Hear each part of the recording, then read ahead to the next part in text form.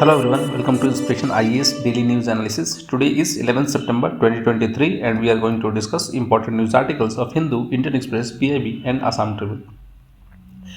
आज का हमारा पहला न्यूज़ है कोणार्क टेम्पल व्हील से रिलेटेड। रिसेंटली जैसे आप लोगों ने नोटिस किया होगा कि जहाँ भी जो ये G20 का जो भी समिट चल रहा था वहाँ पर अपने जो पीएम है, पीएम मोदी, जहाँ पर सारे लीडर से मीट कर रहे थे, उनसे हैंडशेक कर रहे थे, तो उसके ठीक पीछे आप लोगों को दिखाई दिया होगा एक हमारा जो कोणार्क टेम्पल का जो सन व्हील है, वो कोणार्क टेम्पल का जो व्हील है वो बना हुआ था। दैट इज़ ए यूनिक, मतलब उसको स्ट्रैटेजिकली वहाँ पर रखा गया था।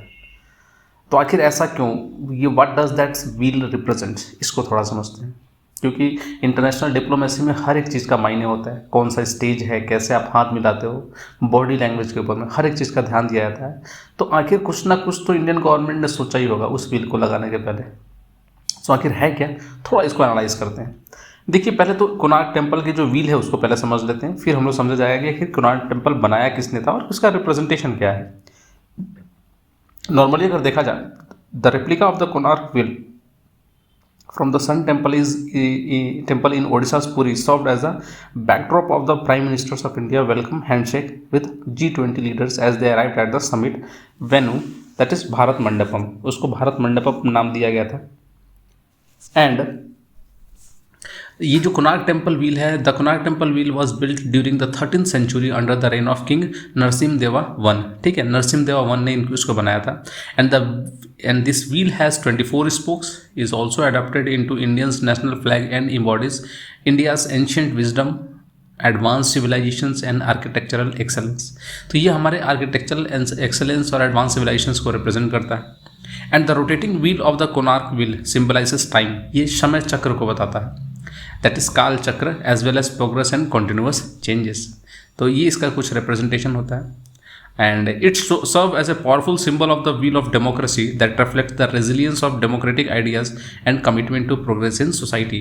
तो सोसाइटी के जो डेमोक्रेटिक आइडिया और उसके जो प्रोग्रेस है उसको भी रिप्रेजेंट करता है। तो आई एम श्योर ये जो व्हील के बारे में जो रिप्रेजेंटेशन जो हमारे जो कोणार्क टेम्पल में दिया गया है, इट्स ऑल अबाउट द काल चक्र and it is always the continuous form, growth, development and development of the society, ये कुछ रिप्रेजेंट करता है। दूसरा अगर देखा जाए तो आखिर ये जो कोणार्क टेम्पल है, कोणार्क टेम्पल बनाया क्यों गया था और आखिर ये किसको डेडिकेटेड है। तो नॉर्मली आपको मालूम होगा सन टेम्पल जैसे हम लोग जानते हैं, तो ऑब्वियस बात है सूर्यदेव को डेडिकेटेड है। And it is located on the eastern शोर ऑफ इंडिया, हमारे मतलब ईस्टर्न साइड में, उड़ीसा के तट पे। And it is a culmination of Kalinga temple architecture with all its defining elements in the complete and perfect form. It was built in 1250 C by King Narasimhadev I of the Eastern Ganga dynasty. तो Ganga dynasty के जो Narasimhadeva I थे उन्होंने इसको बनाया था। And the temple in its present state was declared by UNESCO as a World Heritage Site in 1984. ठीक है, तो 1984 में इसको क्या रिप्रेजेंट बनाया गया था, वर्ल्ड हेरिटेज साइट दिया गया था, साइट का स्टेटस दिया गया था यूनेस्को द्वारा। And the word Konark is combinations of two Sanskrit word. Kona means corner or angle and arka means sun. तो सूर्य का कोना इसको बोला जाता है। And thus this implies the main deity was the sun god, तो sun god को dedicated है। And the temple was build in a angular format, इस टेम्पल को एंगुलर फॉर्मेट में बनाया गया है। The temple follow the Kalinga or Odisha style of architecture, which is a subset of Nagara style of Hindu temple architecture. तो Nagara style of Hindu temple architecture को भी ये represent करता है। Get it?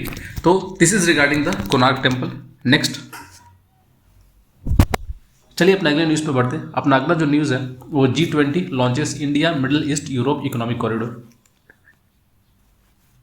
तो G20 में ही India Middle east और economic corridor का मतलब शुभारंभ हुआ या इसको स्टार्ट किया गया।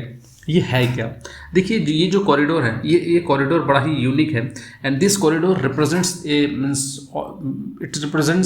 The great trade among the involve countries. That is the project include India, UAE, Saudi Arabia, European union, France, Italy, Germany and the USA। ये करीब कुछ कंट्रीज़ हैं जो इस एग्रीमेंट या इस ऑर्गेनाइजेशन के पार्ट बनेंगे। एंड इस प्रोजेक्ट का मेन एम होगा to enable greater trade among the involve countries including energy products. Energy product जैसे पेट्रोलियम हो गया, बाकी सारे जो एनर्जी प्रोडक्ट्स होते हैं उनके जो ट्रेड है ना, उसको ये और ज़्यादा प्रमोट करेगा। Next, the IMEC comprise of an eastern corridor connecting India to the Gulf region and a northern corridor connecting the Gulf region to Europe. ठीक है, तो ये कुछ प्रोविजंस होगा and it will include a railway and ship rail transit network and road transport routes and the corridor will include a rail link as well as an electricity cable, a hydrogen pipeline and a high speed data cable. Next, in the coming times, it is a major medium of economic integration between India, West Asia and Europe.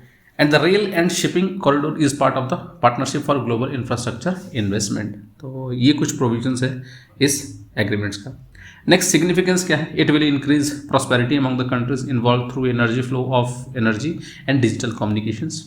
And the project would help deal with the lack of infrastructure needed for growth in lower and middle income countries. तो lower और middle income countries के जो gap वगैरह है उनके growth वगैरह उसको ensure किया जा सकता है.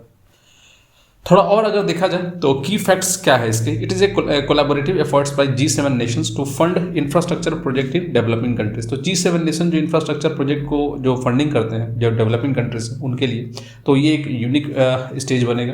And it is a developmental initiative eight narrowing the infrastructure gap in developing countries as well as the help towards accelerated growth on progress on SDGs, मतलब सस्टेनेबल डेवलपमेंट गोल, और उसके और नज़दीक पहुंचने का ये तरीका है.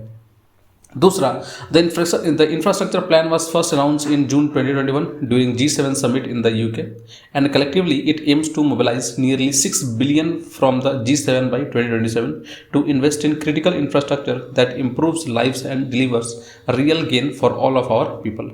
ठीक है, तो सारे लोगों को लगभग इसके रियल लाइफ और क्रिटिकल इंफ्रास्ट्रक्चरल डेवलपमेंट में ये हेल्प कर सकता है. नेक्स्ट, ये आपको दिख रहा होगा, commitment to develop a new India Middle East Europe economic corridor. उसके बाद नेक्स्ट जो अपना न्यूज़ है वो है one sun one world one grid project. Recently ये जो G20 समिट जो हुआ था उसमें ये इसको इनिशिएट किया गया था. ठीक है, and it is a day long conference on transnational grid interconnections for one sun one world one grid, और इसको रिसेंटली दिल्ली में इनिशिएट किया गया था. आप लोगों को इंटरनेशनल सोलर अलायंस याद होगा, वो भी दिल्ली में इनिशिएट किया गया था. And it is basically the organisation of those countries which comes under which forms within the this tropical zones. ये ट्रॉपिक्स के अंदर बीच में ये ट्रॉपिकल कंट्रीज जो है उनका एक ऑर्गेनाइजेशन था, that is the International Solar alliance.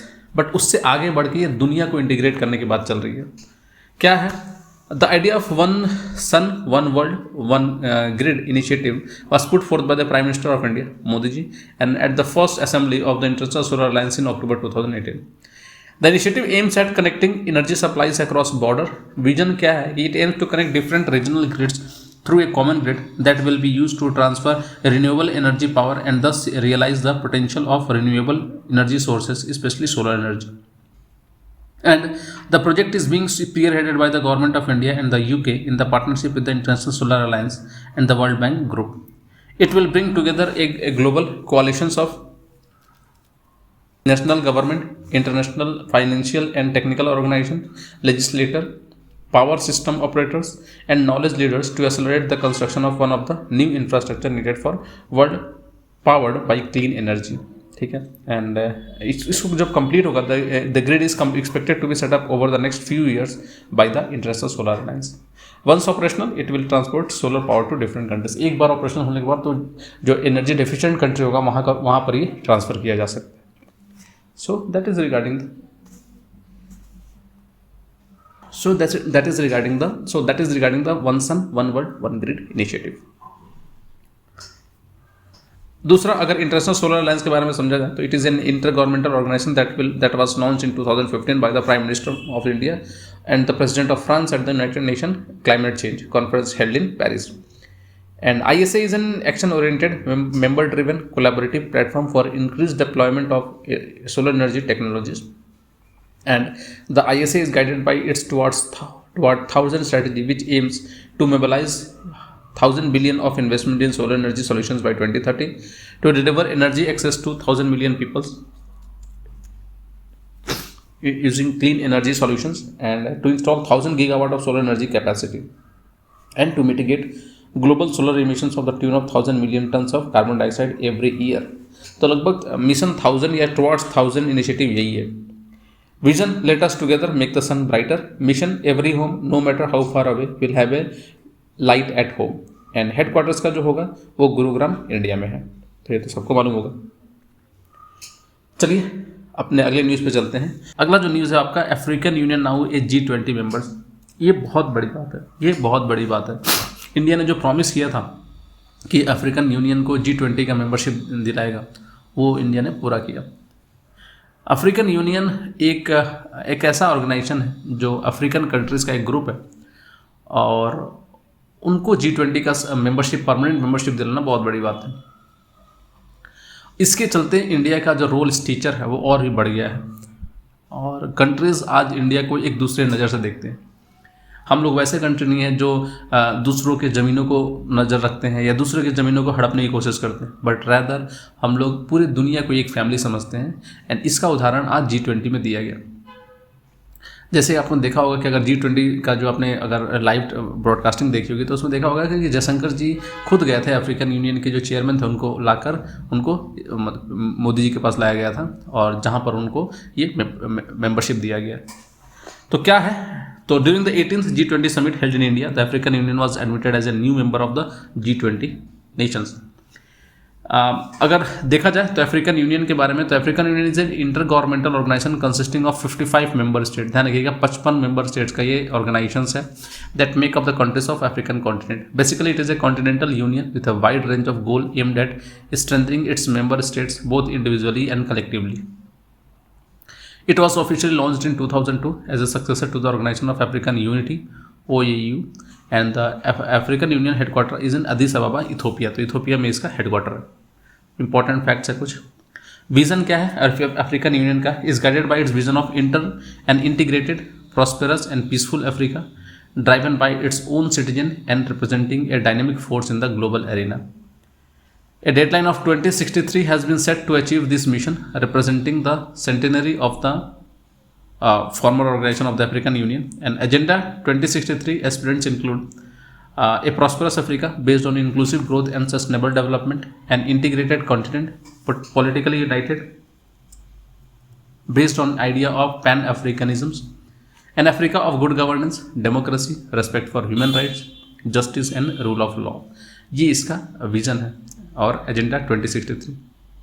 दूसरा, it helps to achieve the goal set by agenda 2063। The African Union is setting itself a series of 5 10-year plans with the first plan running from 2014 to 2023। तो that is regarding the African Union. Next, objective of African Union. The African Union concentrates its energy and resources on achieving greater unity and solidarity between African Union and their people. It seeks to accelerate the process of the political and socio-economic integration of the continent. The African Union addresses the multifaceted social, economic, and political problems that the African nation have been facing, promoting peace, stability, and security across the region. So, this is the objective of the African Union. Next, role क्या है? Role of African Union in promoting peace in the continent. And this provides, African Union believes that conflict must be settled for achieving prosperity. To this end, it set up a Peace and Security Council in 2004। ठीक है, तो उसके लिए उन्होंने piece and security council ही बनाया था। And the council में intervene in conflict, replacing the principle of non interference with one of non difference. मतलब अगर मान लीजिए कहीं कन्फ्लिक्ट होता है तो वहाँ पर ये इंटरफेयर कर सकता है। दूसरा, the council can deploy military forces in situation which include genocide and crime against humanity. It can authorise peace keeping missions also.